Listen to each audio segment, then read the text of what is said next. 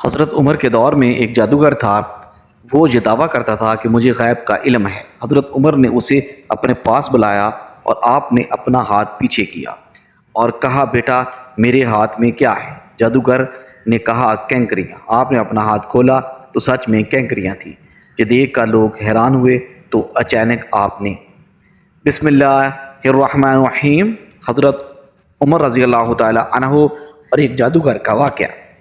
اسلام قبول کرنے سے کئی سال پہلے حضرت عمر بن خطاب رضی اللہ تعالی عنہ ایک دفعہ تجارتی قافلے کے ساتھ مال لے کر مکہ سے شام گئے۔ قافلے میں قریش کے کئی اور بڑے سردار بھی شامل تھے۔ یہ قافلہ شام کے سب سے بڑے شہر دمشق گیا اور وہاں اپنا مال بیچ کر مکہ واپس روانہ ہوا۔ تھوڑا سا فاصلہ طے کرنے پر حضرت عمر رضی اللہ تعالی عنہ کو یاد آیا کہ ان کے ایک رشتہ دار خاتون نے انہیں کچھ سونا دیا تھا کہ اسے بیچ کر اس کے لیے کچھ کپڑے وغیرہ لیتا آئے۔ انہوں نے اپنے قافلے کے ساتھیوں سے کہا کہ فلاں عورت کا کام کرنے واپس دمشق جا رہا ہوں، کوشش کروں گا کہ یہ کام جلدی ختم کر کے واپس آ جائے۔ حضرت عمر دمشق واپس گئے تو بازار بند ہو چکا تھا اور مجبوراً وہ ایک مسافر خانے میں ٹھہرے اور سو گئے۔ تھوڑی دیر کے بعد اللہ کا ایک بندہ مسافر خانے میں آیا اور اس نے حضرت عمر کو جگایا اور اپنے ساتھ اپنے گھر لے آیا۔ یہ بات واضح نہیں تھی کہ وہ شخص حضرت عمر کو پہلے سے جانتا تھا یا ان کے والد خطاب سے ان کی کوئی واقفیت تھی۔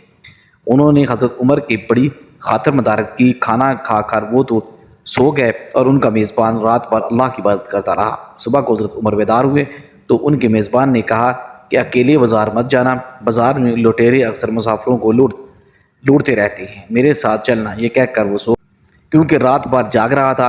حضرت عمر نے اسے جگانا مناسب نہیں سمجھا اور اکیلے ہی بازار چلے گئے۔ ابھی بازار کھلا ہی نہیں تھا اور وہ بازار کھلنے کا انتظار کرنے لگے۔ کچھ دیر کے بعد ایک عیسائی پادری نے اپنے نوکروں کے ساتھ آیا اور حضرت عمر کی طرف اشارہ کر کے اپنے نوکروں کو حکم دیا کہ اس شخص کو پکڑ لو، یہ گرجے کا کام بہت اچھی طریقے سے کر لے گا۔ اس زمانے میں حضرت عمر بڑے تنومند پہلوان تھے۔ پادری کے نوکروں نے ان کو پکڑ لیا اور ایک پرانے گرجے میں لے گئے۔ پادری نے ان کو ایک ہتھوڑا دیا اور ان کو گرجے کی ایک دیوار توڑنے پر لگا دیا۔ ایسا معلوم ہوتا تھا کہ وہ اس جگہ پر ایک نیا گرجا بنوانا چاہتا تھا۔ حضرت عمر ایک دن بھر کام کرتے رہے۔ کہیں جا کر شام کو چھٹی ملی، وہ تھکے ہارے واپس مسافر خانے میں آ کر بیٹھ گئے۔ پہلے ہی دن نیک آدمی پھر آیا اور اس نے پوچھا کہ آپ کدھر چلے گئے تھے؟ حضرت عمر نے اسے سارا قصہ بتا دیا۔ وہ شخص آج بھی ان کو اپنے گھر لے گیا اور ان کی بڑی خاطر مدارت کی اور انہیں تاکید کی کہ کل بازار جاتے وقت مجھے ساتھ لے جانا۔ اس کے بعد وہ عبادت میں مشغول ہو گیا اور حضرت عمر سو گئے۔ دوسرے دن حضرت عمر بیدار ہوئے تو اپنے نیک میزبان کو پھر سوتے پایا۔ انہوں نے اب کی بار پھر اس کو جگانا مناسب نہیں سمجھا اور اکیلے ہی بازار چلے گئے۔ اتفاق سے پھر وہی ہوا، پادری اپنے نوکروں کے ساتھ آیا اور حضرت عمر کو پکڑ کر ساتھ لے گیا۔ ان کو غصہ تو بہت آیا، لیکن کیا کرتے، غیر ملک میں وہ اکیلے تھے اور کوئی ہتھیار بھی نہیں تھا۔ دوسری طرف پادری کے ساتھ 8-9 نوکر تھے اور وہ سب ہتھیار بند تھے۔ پہلے دن کی طرح ہی حضرت عمر ہتھوڑے کے ساتھ گرجے کی دیوار توڑتے رہے۔ جب دھوپ تیز ہوئی تو پادری اور اس کے نوکر انہیں کام میں مشغول دیکھ کر چلے گئے اور حضرت عمر دیوار کے سائے میں دم لینے کے لیے بیٹھ گئے۔ اتنی میں وہ پادری گھوڑے پر سوار چپکے سے آیا اور حضرت عمر کے سر پر ضرب لگائی اور کہا کہ ہم سب گھر گئے تو نے کام ہی چھوڑ دیا۔ اور اب حضرت عمر کو صبر کی تاب نہ رہی اور انہوں نے ادھر ادھر نظر ڈالی، ہر طرف سناٹا تھا۔ انہوں نے پادری کو گھوڑے سے کھینچ کر نیچے کر لیا اور اس کے سر تھوڑے پہ تھوڑا مارنا شروع کر دیا۔ وہ بہت چیخا چلایا لیکن اس کی مدد کے لیے کوئی نہیں پہنچا۔ حضرت عمر نے ٹوٹی ہوئی دیوار کا ایک بھاری ٹکڑا اٹھا کر اس کے سر پر دے مارا۔ وہ پہلے ہی زخمی تھا، اب اس نے دم توڑ دیا اور اس کو دم توڑتا دیکھ کر حضرت عمر تیزی سے بھاگ کھڑے ہوئے اور جس راستے سے دمشق آئے تھے وہ راستہ چھوڑ کر ایک دوسرے راستے پر چل پڑے۔ شہر سے کافی دور انہیں ایک خچر پر سوار رومی ملا جو روم سے تعلق رکھتا۔ وہ ان کے ساتھ چلنے لگے اور کچھ باتیں کرنے لگے، لیکن نہ حضرت عمر ان کی بات سمجھتے تھے اور نہ وہ ان کی زبان سمجھتا تھا۔ اس نے یکایک اپنی تلوار پر ہاتھ ڈالا کہ وہ ان پر وار کرنا چاہتے ہیں۔ انہوں نے فوراً ہی خچر سے اسے کھینچ لیا اور اس سے تلوار چھین کر ایک ہی وار میں اس کا کام تمام کر دیا اور پھر آپ خچر پر سوار ہو کر آگے چلے گئے۔ اس کے بعد کیا ہوا، سارا حوال خود حضرت عمر نے اس طرح بیان کیا کہ اس جگہ سے روانہ ہو کر میں ایک گرجے میں پہنچا جہاں عیسائیوں کی ایک جماعت رہتی تھی۔ گرجے کے اندر داخل ہوا تو گرجے میں رہنے والے سب لوگ میرے ارد گرد جمع ہو گئے اور مجھ سے میرے حالات کے بارے میں پوچھنے لگے۔ پھر وہ اپنے پادری کے پاس مجھے لے گئے۔ پادری مجھے نہایت غور سے دیکھنے لگا اور اس کے بعد کہنے لگا کہ ایسا معلوم ہوتا ہے کہ تم میں کسی چیز کا خوف ہے۔ میں نے کہا کہ تم نے کیسے اندازہ لگایا کہ مجھے کسی چیز کا خوف ہے؟ اس نے میرے سوال کو ٹال دیا اور کہا کہ آپ جب تک یہاں چاہیں ٹھہریں، آپ کو یہاں کسی قسم کا کوئی خطرہ نہیں ہے، آپ ہماری حفاظت میں ہیں۔ پھر اس پادری نے مجھے اپنے گھر میں مہمان کی طرح رکھا اور میری نہایت ہی خاطر مدارت کی اور پھر پوچھا کہ آپ کون ہیں؟ میں نے اسے بتایا کہ میں مکے کا رہنے والا ہوں اور قبیلہ قریش سے تعلق رکھتا ہوں، تجارتی قافلے کے ساتھ شام آیا تھا۔ تجارت کا مال بیچنے کے بعد ایک ضروری کام کے لیے مجھے اپنے قافلے سے جدا ہو کر واپس دمشق جانا پڑا۔ اب میں اپنے وطن واپس جا رہا ہوں اور رستہ بھٹک کر یہاں نکل آیا ہوں۔ پادری مجھے غور سے دیکھتا رہا اور بار بار طرح طرح کے سوال کرتا رہا۔ میں نے ان کے یہاں نہایت ہی آرام سے رات بسر کی۔ صبح کو آگے پوچھا کہ آپ کا ارادہ یہاں ٹھہرنے کا ہے یا آگے جانے کا ہے؟ میں نے کہا کہ اب میں آپ سے رخصت ہونا چاہتا ہوں۔ یہ سن کر پادری نے اپنا ایک شاندار گدھا جو بڑا خوبصورت اور نہایت ہی تیز رفتار تھا لے آیا۔ اس گدھے کی پیٹھ پر کھانے کی مزیدار چیزیں اور قیمتی تحفے بھرے ہوئے تھے اور پھر کہنے لگا کہ آپ اس گدھے پر سوار ہو جائیں اور چل پڑیں۔ رستے میں آپ کا گزر کئی عیسائی مکان کے پاس سے ہوگا تو وہ آپ کو اس گدھے پر سوار دیکھ کر آپ کی بےحد تعظیم کریں گے اور آپ کی خاطر و مدارت کریں گے، کوئی کسر نہیں چھوڑیں گے۔ یہ کہہ کر پادری نے میرا ہاتھ پکڑا اور تہانی میں لے جا کر کہنے لگے، اے عمر، آپ پر میرا حق واجب ہو گیا ہے۔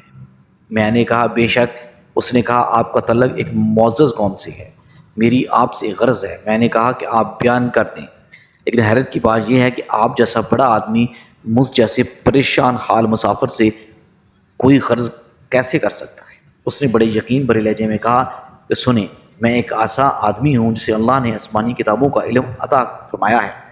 میں نے آپ کی ذات میں بہت سی ایسی نشانیاں دیکھی ہیں جو ظاہر کرتی ہیں کہ جب ایک مقررہ وقت پورا ہو جائے گا تو حالات میں زبردستی تبدیلی آئے گی۔ اس وقت آپ ہمارے ملک کے حاکم بن اور جہاں کے سب شہروں میں آپ ہی کا حکم چلے گا۔ اس کے بعد پادری نے اپنی جیب سے دوات، قلم اور کاغذ نکال کر کہا کہ میری عرض یہ ہے کہ آپ اس کاغذ پر لکھ دیں کہ اس گرجے اور اس کی جائیداد پر کسی قسم کا کوئی معصول لاگو نہیں کیا جائے گا۔ میں نے حیران ہو کر پادری سے کہا کہ آپ مجھ سے مذاق تو نہیں کر رہے؟ اس نے کہا کہ قسم ہے اس ذات کی جس نے حضرت عیسیٰ علیہ السلام پر انجیل نازل فرمائی، میں جو کچھ کہہ رہا ہوں وہ بالکل سچ ہے۔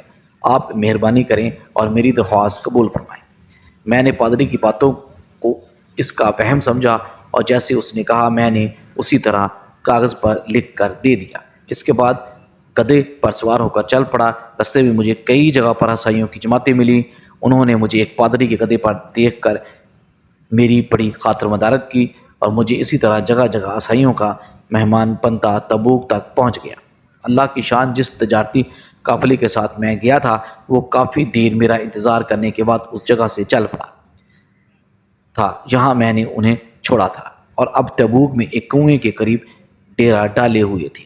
قافلے والے میرے ساتھی مجھے دیکھ کر میری طرف دوڑ پڑے اور مجھ سے مل کر بہت خوش ہوئے اور کہنے لگے، اے ابن خطاب، ہم لوگ تمہارا انتظار کرتے کرتے بالکل مایوس ہو گئے تھے، تو ہم نے اس مکان کو کچھ کر دیا، یہاں سے تم واپس دمشق گئے تھے، مگر تمہارے بارے میں ہم سخت پریشان تھے۔ یہ تو بتاؤ کہ اتنے دن تم کہاں رہے؟ میں نے وہ تمام حالات بیان کیے جو مجھے پیش آئے، لیکن پادری سے جو میری گفتگو تنہائی میں ہوئی وہ بالکل ظاہر نہیں کی، کیونکہ میں پادری کی ان باتوں کو ان کا وہم سمجھتا تھا اور اس کی عقیدے کی کمزوری سمجھتا تھا۔ قریش کے ایک سردار ابو سفیان بھی اس قافلے میں شامل تھے۔ انہوں نے مجھے اس شاندار گدھے پر سوار ہوتے ہوئے دیکھا۔ ارے تم لوگ، اس نوجوان کی خوش نصیبی تو دیکھو، اسے کسی ایسے میدان میں چھوڑ دیا جائے یہاں نہ پانی ہو نہ سبزہ، پھر بھی اسے رزق مل جائے گا۔ پادری نے رخصت کرتے وقت مجھ سے کہا تھا کہ جب میں اپنے ساتھیوں کے پاس پہنچ جاؤں اور گدھے کی ضرورت نہ رہے تو اس کی رسی کو مضبوطی سے باندھ کر گدھے کو اسی جگہ پر چھوڑ دینا۔ لہٰذا میں نے ایسا ہی کیا۔ یہ دیکھ کر ابو سفیان نے کہا کہ ارے یہ تم نے کیا کر دیا، گدھے کو ایسی جگہ پہ چھوڑ دیا جہاں یہ چوری ہو سکے اور درندے اکثر گزرتے رہتے ہیں۔ میں نے کہا کہ اس کے مالک نے مجھے ایسا ہی کرنے کی ہدایت کی تھی اور اس کی عادتوں سے زیادہ واقف تھا۔ وہ جگہ قدم والا کنواں کے نام سے مشہور ہو گئی۔ یہاں سے روانہ ہو کر ہمارا قافلہ مکہ پہنچا۔ میری اور پادری کے درمیان جو گفتگو ہوئی تھی وہ مجھے بھلائی نہ بھولتی تھی۔ پہلے تو کئی دن میں نے اسے اپنے دل میں ہی رکھا، پھر مجھ سے ضبط نہیں ہوا اور یہ راز میں نے اپنے رشتہ دار خاتون کے سامنے ظاہر کیا جس نے مجھے سونا دیا تھا۔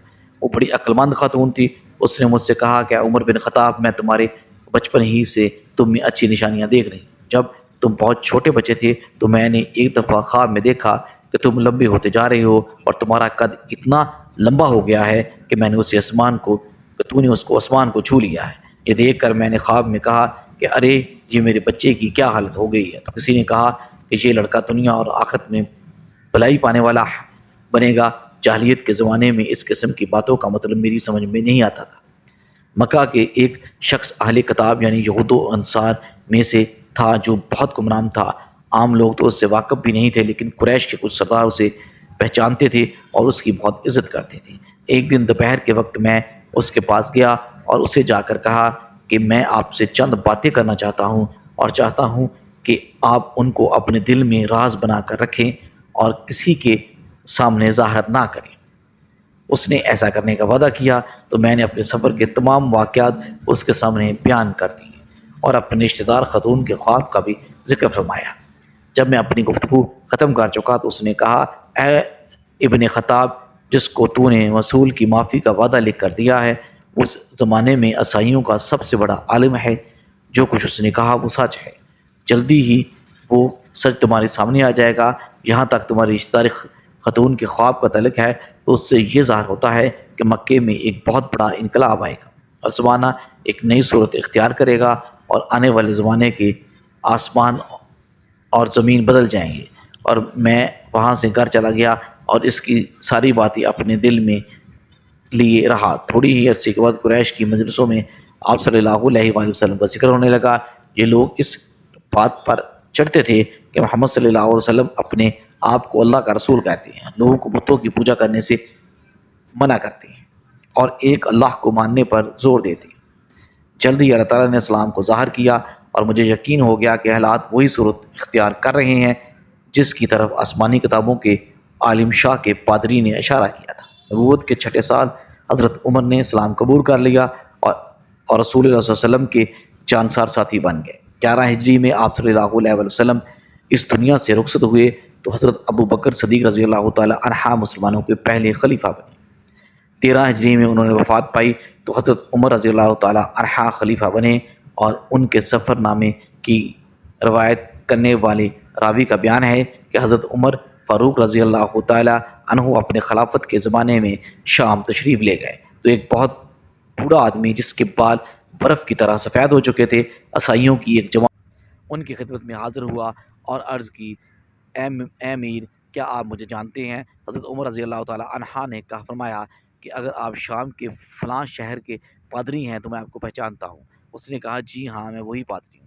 حضرت عمر فاروق رضی اللہ تعالی عنہ نے فرمایا کہ میں نے آپ سے لکھ کر جو عہد کیا تھا وہ آج بھی قائم ہے۔ اللہ تعالیٰ نے اپنے رسول صلی اللہ علیہ وآلہ وسلم کے ذریعے مجھے عزت بخشی ہے اور انہوں نے ہمیں اللہ تعالیٰ کے پسندیدہ دین اسلام کی طرف دعوت دی اور ہم نے یہ قبول کی، اور آپ ہی نے مجھے ان باتوں سے آگاہ کیا تھا، اور اب آپ کو کون سی چیز اسلام کو قبول کرنے سے روکتی ہے؟ بوڑھے پادری نے حضرت عمر کی باتیں سن کر اس وقت اپنے ساتھیوں سمیت کلمہ پڑھ کر اسلام کی دولت حاصل کر لی۔ حضرت عمر رضی اللہ تعالیٰ عنہ کو جادوگر سے بہت نفرت تھی۔ انہیں یہاں کہیں بھی پتہ چلتا کہ وہاں جادوگر ہے تو حضرت عمر رضی اللہ تعالیٰ عنہ انہیں قتل کرنے کا حکم دیتے۔ حضرت عمر رضی اللہ تعالیٰ عنہ کے دور میں ایک شخص تھا جو لوگوں کو بتا دیتا تھا کہ تمہارے ہاتھ میں کتنی کینکریاں ہیں، مجھے ظاہر کرتا تھا کہ مجھے غیب کا علم ہے۔ ایک دفعہ حضرت عمر رضی اللہ تعالیٰ عنہ نے جادوگر کو بلایا اور اپنے سامنے بٹھا لیا، اور پھر آپ رضی اللہ تعالیٰ عنہ نے اپنا ہاتھ پیچھے کیا اور اپنے ہاتھ میں کچھ کینکریاں اٹھا لیں۔ پھر جادوگر سے کہا، چل بتا میرے ہاتھ میں کیا ہے؟ جادوگر نے کہا کہ آپ کے ہاتھ میں کینکریاں ہیں۔ پھر آپ صلی اللہ علیہ وسلم نے فرمایا بتا کتنی کینکریاں ہیں؟ جادوگر نے کہا 5 کینکریاں۔ آپ رضی اللہ تعالیٰ عنہ نے پھر اپنا ہاتھ پیچھے کیا اور پھر کچھ کینکریاں اٹھا لی، پھر فرمایا اب بتا میرے ہاتھ میں کیا ہے؟ جادوگر نے کہا آپ کے ہاتھ میں کینکریاں ہیں۔ آپ رضی اللہ تعالیٰ عنہ نے کہا کتنی کینکریاں ہیں؟ جادوگر نے کہا مجھے نہیں پتا۔ ساری محفل حیران رہ گئی، آخر یہ ماجرا کیا ہے؟ آپ رضی اللہ تعالیٰ عنہ نے فرمایا پہلے جب میں نے کینکریاں اٹھائی تھیں تو مجھے بھی پتا تھا کہ میرے ہاتھ میں کتنی کینکریاں ہیں، اور اس جادوگر نے میرا دماغ پڑھ لیا تھا۔ دوسری بار جب میں نے کینکریاں اٹھائیں تو مجھے بھی نہیں پتا تھا کہ میرے ہاتھ میں کتنی کینکریاں ہیں، کیونکہ شیطان انسان کے خون میں، جسم میں خون کی شکل میں دوڑتا ہے، اور جادوگر شیطان کی پوجا کرتی ہیں، جس سے شیطان ان کو ہر چیز ہر بات بتا دیتا ہے۔ اس محفل سے حضرت عمر رضی اللہ تعالیٰ عنہ لوگوں کو یہ بتانا چاہتے تھے کہ جادوگر اللہ کو چھوڑ کر شیطان کی پوجا کرتا ہے، اور شیطان انسان جسم کے اندر خون میں گردش کرتا ہے۔ اس سے ہمیں اب پتہ چلتا ہے کہ جو بات ہمیں پتہ ہوگی وہی ان جادوگروں کو بھی پتہ ہوگی، جو ہمیں نہیں معلوم ہوتی تو ان جادوگروں کو بھی معلوم نہیں ہو سکتی۔ اللہ تعالیٰ ہم سب کو قلب سلیم عطا فرمائے اور ہر قسم کے جادو ٹونے سے بچا قرآن و حدیث پہ چلنے کی توفیق عطا فرمائے۔ ناظرین کامنٹ باکس میں اللہ تعالیٰ کے 99 ناموں میں سے ایک نام ضرور ٹائپ کیجیے گا۔ تو ملتے ہیں ایک نئی ویڈیو میں۔ اللہ حافظ۔